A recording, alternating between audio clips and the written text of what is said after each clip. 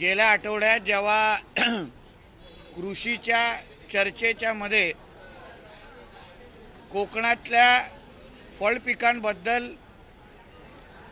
आम्ही लोकप्रतिनिधींनी चिंता व्यक्त केलेली आणि त्या चर्चेमध्ये मी कृषी मंत्र्यांना विनंती केलेली की आंबा आणि काजू या दोन फळपिकांवर कोकणाचा अर्थव्यवस्था अवलंबून आहे, तर त्यावर आपण बैठक घ्यावी जेणेकरून आंबा बागायतदार आहेत, काजू उत्पादक आहेत, त्यांना सरकार म्हणून आपण आधार कसा देऊ शकतो. कारण का नेहमी आपण विदर्भ मराठवाड्याबद्दल चर्चा करतो, पण गेल्या वर्षीचा आंबा हा फक्त 25 ते 30% आलेला आहे. मोठ्या प्रमाणामध्ये साऊथ आफ्रिकन काजू कोकणामध्ये येत असल्यामुळे हे व्हेरिकोज वेन्स देहापासून आराम करा. आराम काका, नम्मा होमिओपॅथी मध्ये याला उपाय आहे. नम्मा होमिओपॅथी आरोग्य संजीवनी. काजूचे दर घसरलेले आहेत. आंब्यावर फळमाशीचा रोग मोठ्या प्रमाणामध्ये वाढतोय. असे असंख्य मुद्दे घेऊन आमच्या मागण्यानुसार आत्ताच 2:30 वाजता कृषी मंत्री आदरणीय मुंडेजींनी आम्हा सगळ्याच लोकप्रतिनिधींना एकत्र घेऊन, अधिकाऱ्यांना एकत्र घेऊन, दापोली कृषी विद्यापीठाचे प्रतिनिधी एकत्र घेऊन आत्ताच ती बैठक संपन्न झाली आणि त्या बैठकीमध्ये आंबा असेल, काजू असेल, त्याच्या निगडीत असलेल्या महत्त्वाच्या प्रश्नांच्या संदर्भात आमची चर्चा झाली. वेदर स्टेशन आपण वाढवू कसे शकतो, कॅनिंगचे दर आपण स्थिर कसे ठेवू शकतो, जो साऊथ आफ्रिकन काजू आमच्या कोकणामध्ये येतो त्या संबंधित केंद्र सरकारबरोबर आपण काय चर्चा केली पाहिजे, या सगळ्याच बाबतीमध्ये सकारात्मक चर्चा आत्ताच मुंडेंच्या नेतृत्वाखाली झालेली आहे. ह्या येणाऱ्या आठवड्यांमध्ये काजू बोर्डच्या धर्तीवर आंबा बोर्ड स्थापन करणं आणि केंद्र सरकारबरोबर माननीय मुख्यमंत्री आणि दोन्ही उपमुख्यमंत्र्यांना घेऊन आम्ही सगळेच लोकप्रतिनिधी एकत्र येऊन आंबा आणि काजूचे संबंधित विषय जे केंद्र सरकारच्या स्तरावर आहेत त्यांना सोडवण्याच्या दृष्टिकोनातून लवकरच बैठक घेतली जाईल, असाही विश्वास आम्हा लोकांना दिलेला आहे. या वर्षाचा आंबा हा निराशाजनक आला असला तरी येणाऱ्या वर्षांमध्ये आंबा आणि काजू उत्पादकांना आधार देण्याचं काम आमचं महायुतीचं सरकार करेल, हे ह्या निमित्ताने आपल्याला सांगतो. संजय राऊत वारंवार दौंडच्या सहकारी साखर कारखान्याबाबत राहुल कुलांचा आरोप करत होते, मात्र राज्य सरकारने त्याला क्लीन चिट दिलेली आहे. जवळपास 500 कोटीच्या भ्रष्टाचाराचा आरोप केला होता. संजय राऊत आरोप करतो म्हणजे काय भ्रष्टाचार झाला असं नाही. संजय राऊत आपलं दुकान चालवण्यासाठी आरोप करतो, कारण का स्वतःवर कोविडचे सेंटरचे भ्रष्टाचाराचे आरोप आहेत. पत्राचालचा चोर म्हणून त्याला आम्ही सगळेजण ओळखतो, म्हणून स्वतःवरची घाण पुसण्यासाठी दुसऱ्यावर खोटे आरोप करा, हे त्याचा एक कलमी कार्यक्रम असल्यामुळे संजय राजाराम राऊतच्या आरोपाला कोणीही भीक घालत नाही.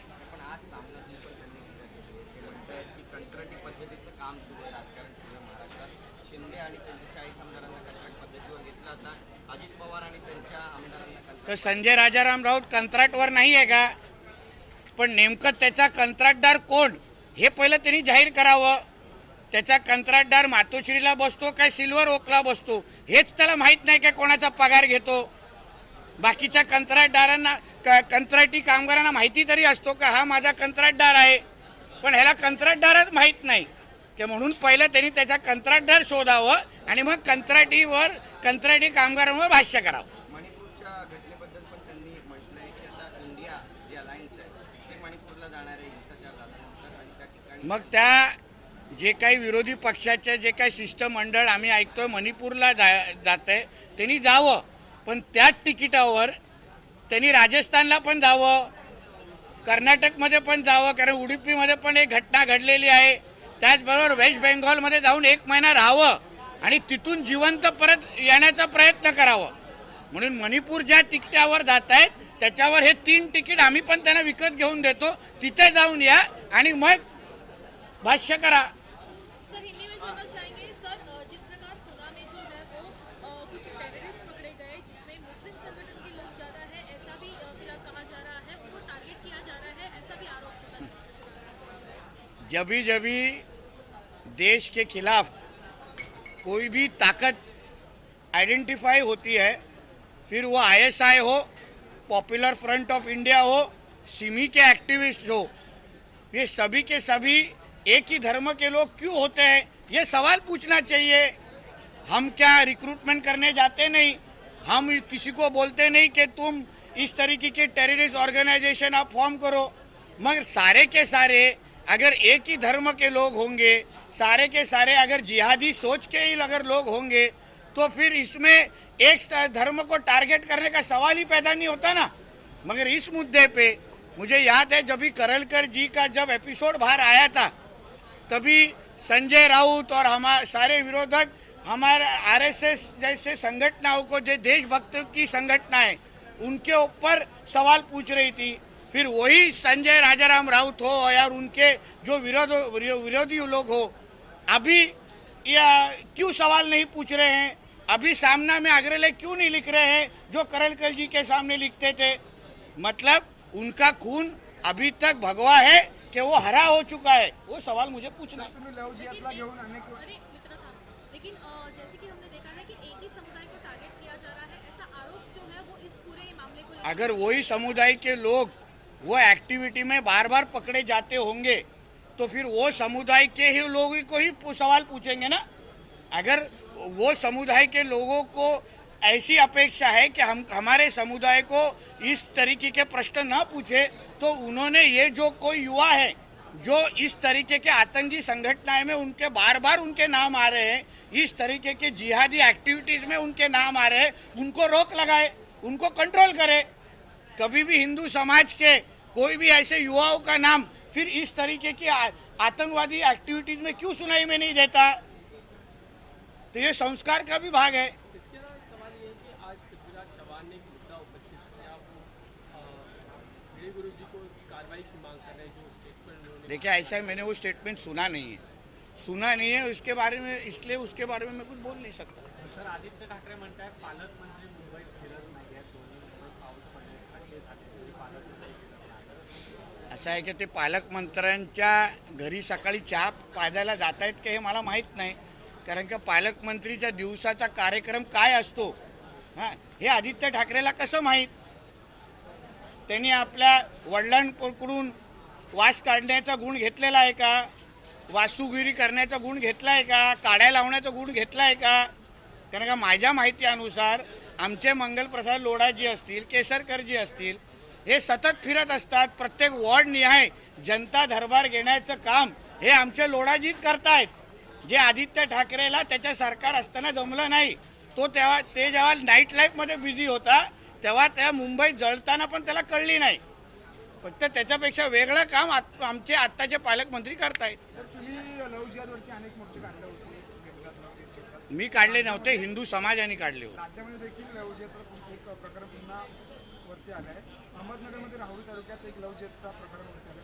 राज्य सरकार काही ठोस कठोर कारवाई. आता काल पण मी माझ्या 293च्या चर्चेमध्ये लव जिहाद संदर्भात धर्मांतर विरोधी कायदा आला पाहिजे, तरच ह्या सगळे पद्धतीचे प्रकरण आपल्याला कानावर येताना थांबतील. हिंदू समाजाच्या विरोधात हा जो काय मोठा षडयंत्र सुरू आहे, ज्याच्याने हिंदूंची लोकसंख्या कमी करायची, आमच्या माता भगिनींना टार्गेट करून त्यांचं धर्मांतर करायचं, हे सगळे प्रकार अगर बंद करायचे असतील तर लवकरच आपल्या राज्यामध्ये धर्मांतर विरोधी कायदा यावा, ही आमची सगळ्यांची एकमुखी मागणी आहे. आणि ती लवकरच त्याचा मसुदा तयार होत आहे, त्याच्यावर अभ्यास सुरू होत आहे. मला विश्वास आहे लवकरच आपल्या राज्यामध्ये धर्मांतर विरोधी कायदा येईल.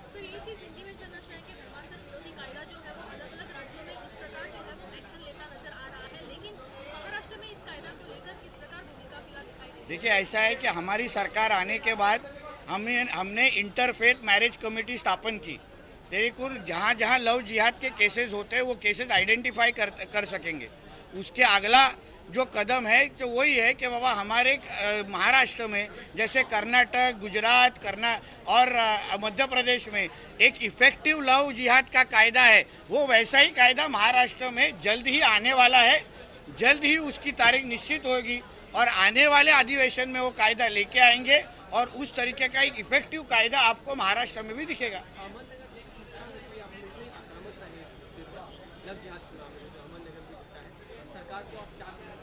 देखिए ऐसा है कि अहमदनगर राउरी में जो हुई जो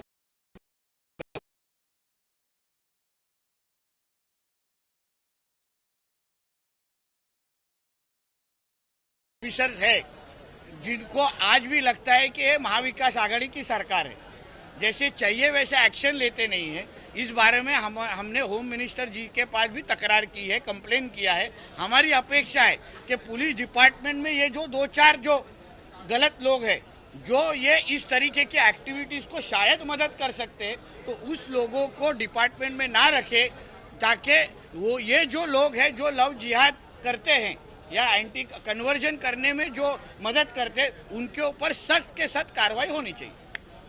थैंक यू। छत्रपतींचा विचार म्हणजे